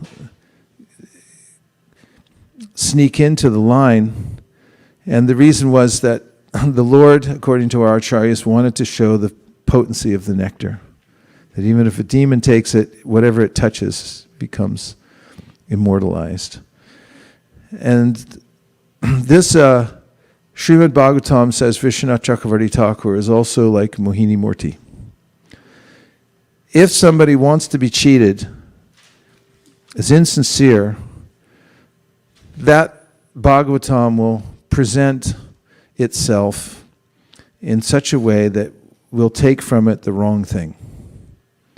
For instance, sometimes people take a particular section of the Bhagavatam and they'll say, see, the Bhagavatam is about Gyan, or it's about karma, or something else.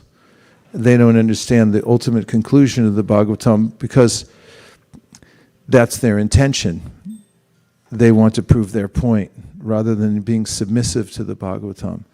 and therefore they come out with the wrong idea. So Vishwanath Chakravarti Thakur says, the Bhagavatam is self-correcting, or it is not available to those who are envious or who have an ill motivation. You'll get out of it the wrong thing if you come in without guidance from the pure devotees and without the right kind of motivation.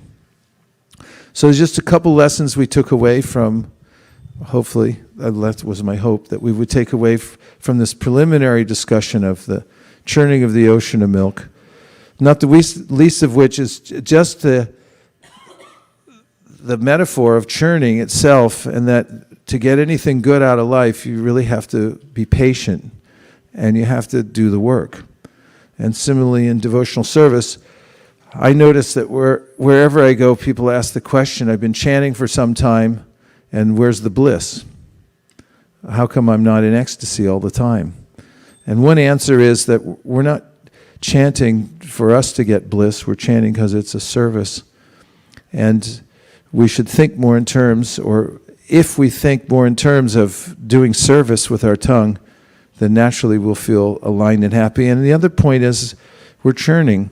Poison may come out, and it takes time and effort to go on.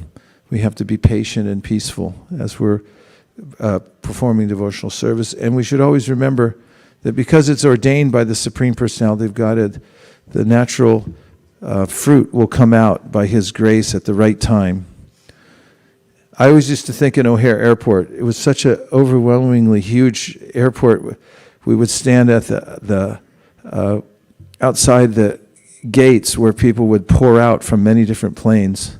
And on a Friday night, sometimes we were just surrounded on all sides, thousands of people coming out. And I always thought of it like churning the milk ocean.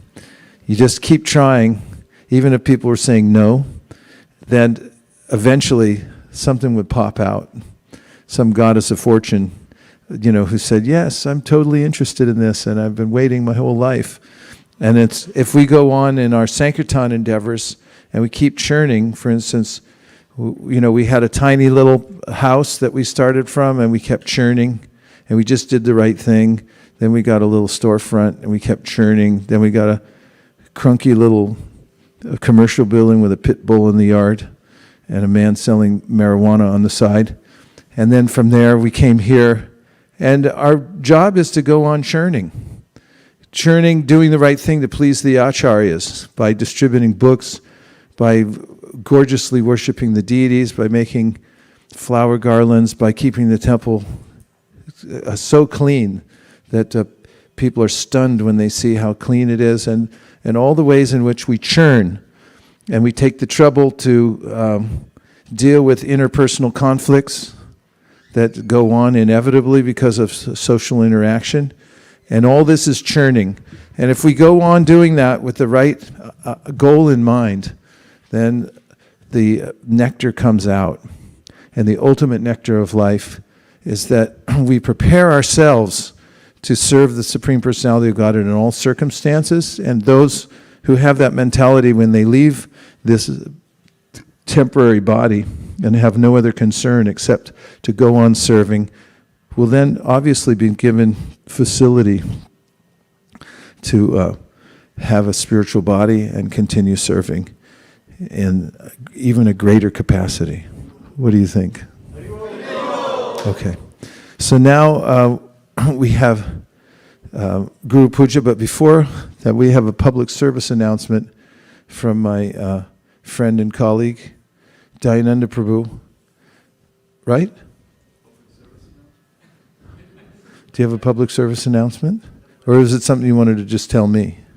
No, I was just going to tell you later. Okay. I'll say that a few of the God brothers got together, and we like to criticize the God brothers, especially the leaders, and we couldn't find any fault with Vaisesika, so that's why I'm here. I'm here to collect the dirt to see if I can find fault with Vaisesika. So if I wondered why you showed up suddenly. If anyone knows anything, I have to report back to the God brothers. One of my fondest memories is driving through New York City with Dayananda Prabhu in his old Mercedes, talking about how we were going to take over the city with Sankirtan. He and I had and still share a similar vision for expanding Sankirtan.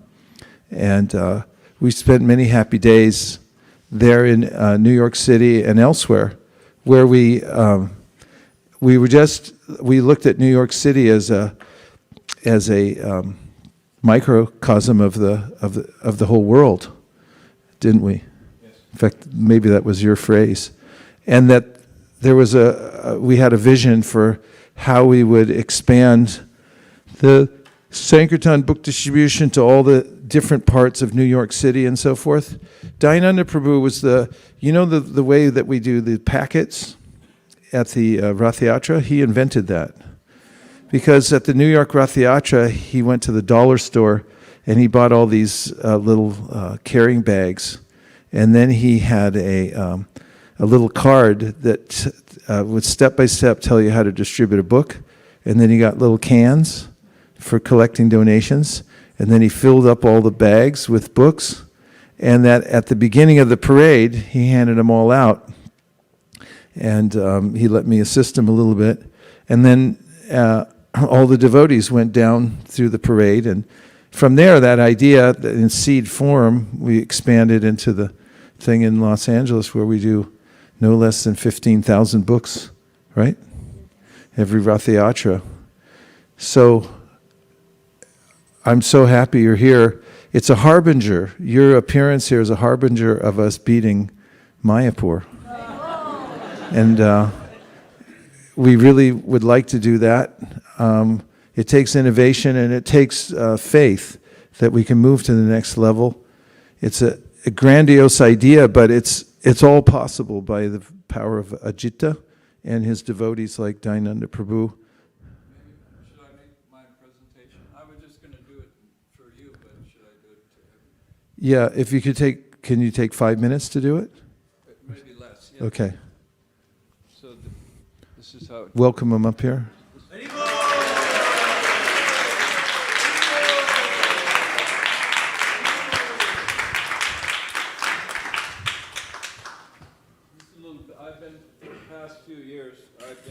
You need the mic because the people online can't hear you, and there's more online than there are in here. Oh, really? Yeah. Okay, here, give it to me. Hare Krishna. So for the past number of years, actually about 15 years ago, I had this idea that the environment could be connected with Krishna consciousness, not just as our farm communities or that kind of thing. So I've been working on this as a seed idea for many years, and then for the last 3 years I've been writing. And even during that, I've been churning these ideas, really. And so now I believe I've come up with the final form as much as my small brain will allow me. And so here's this little pamphlet, and there's some other books behind it, but the pamphlet is called Enjoyment and the Environment. So here you go. Here's your pamphlet. It's about the environment. And it's about deep ecology or cultural ecology. And you see this book here on the back. This is the book that's featured on the back, Bhagavad Gita as it is. This has the concepts and principles. So here, you take yours, take it home and read it. Thank you. And we just ask a donation. You know, most people are giving like $5, $10, whatever you have, you know, it's fine. So where are you from? You from around here? I'm from Yeah, just give Lafayette. a donation. Okay. Just give a donation. So do you... Thank you very much. I really appreciate that. Can you, you know, a lot of people are giving 20 today for the movement, you know, it's for... Anyway. It's a check. Thank you. But this is post-dated. Post-dated. So here you can take a look. I'll pass this around. But just to sort of, as a little proof that this is a pramana, that this is not just some scam or hoax or something. The booklet starts out talking about enjoyment that elevates, from the Bhagavad Gita, quote from the Bhagavad Gita. I'm just going to read the headings of this thing. And then tying this enjoyment to the Vaishnava culture. So rather than, I have this theory that there are basically three things that devotees talk about when meeting somebody new. That's meditation, spirituality, and yoga.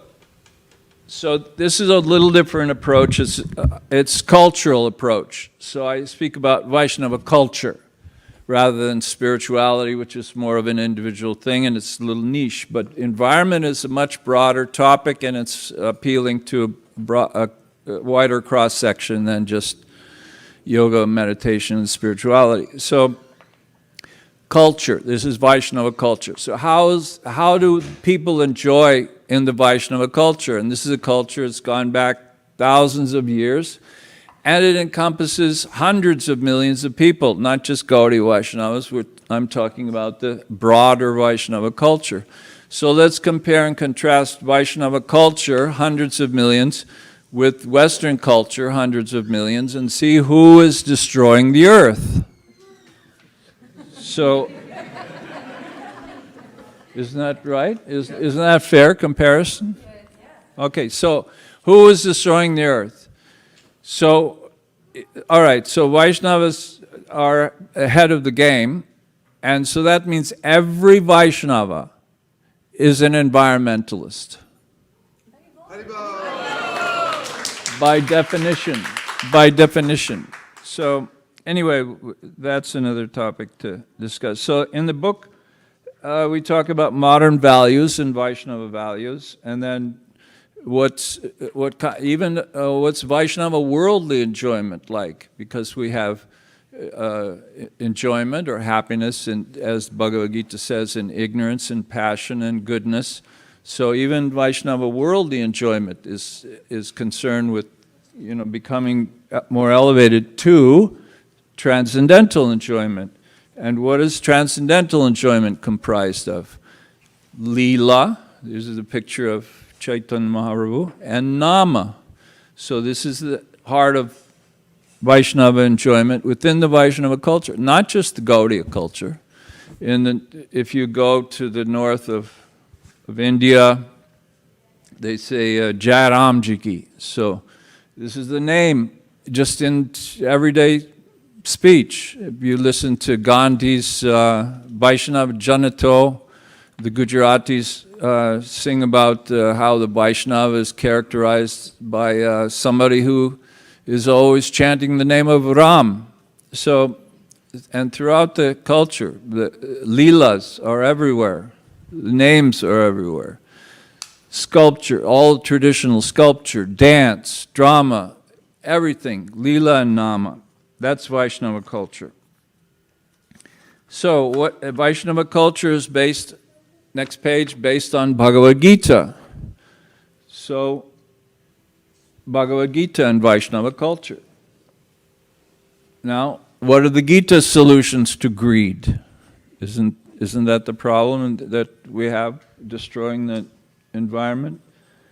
And what does the Gita have to say about it? And then the final section is, there have been many translations and commentaries on the Gita. However, the best one is Bhagavad Gita as it is by A.C. Bhaktivedanta Swami Prabhupada. I just say it directly, don't forget about any comparisons or anything, I just, Gita, next section. The best one,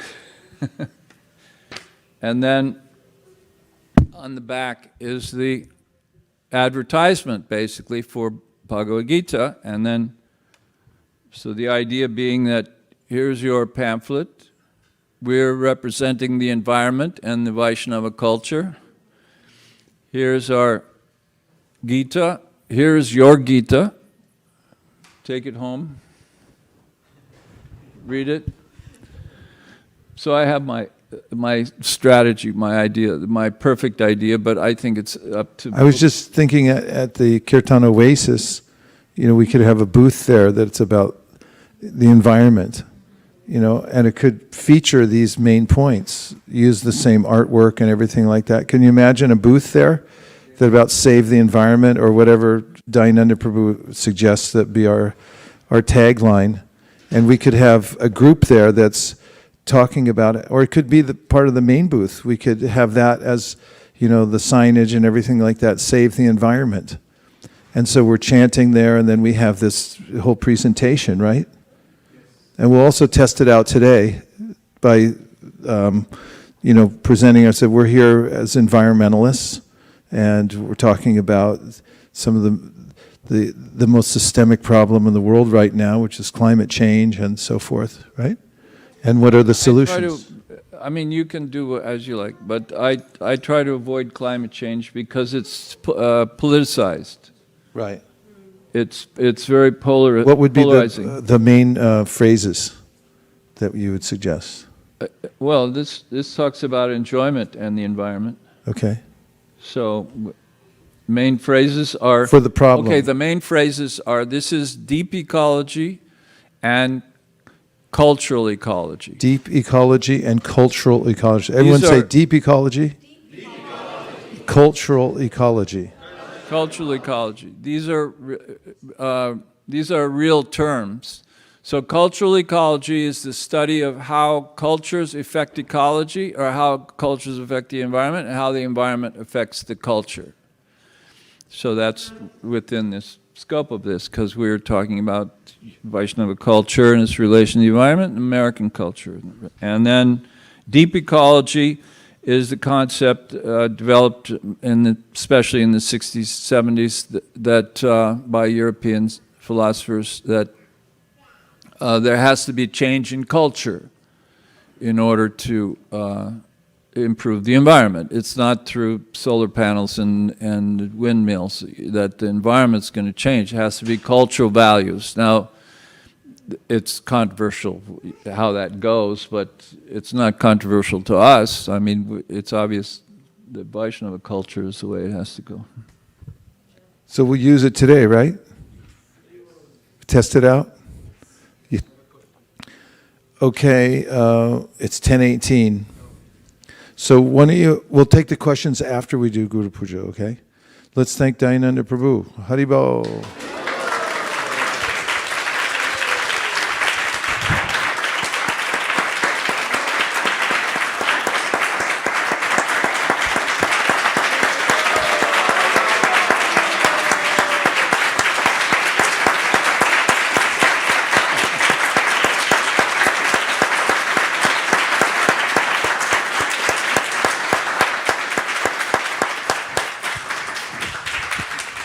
I'm just trying to do something for Prabhupada so I can make up for getting kicked out of the temple there. Thank you very, very much. We deeply appreciate you coming here and for giving your condensed insights in a usable form that we'll test out, and we'll certainly give you feedback about the ways in which it works for us. Now we're going to move all the asanas back to their place, roll up this carpet, and we'll have a Guru Puja for Srila Prabhupada. Hare Krishna. Jai. Jai. Jai. Thank you very much. Nachari Armarman, Nachari Armarman, Nachari Armarman, Nachari Armarman, hey, Nachari Armarman, Nachari Armarman, Nachari Armarman, Nachari Armarman.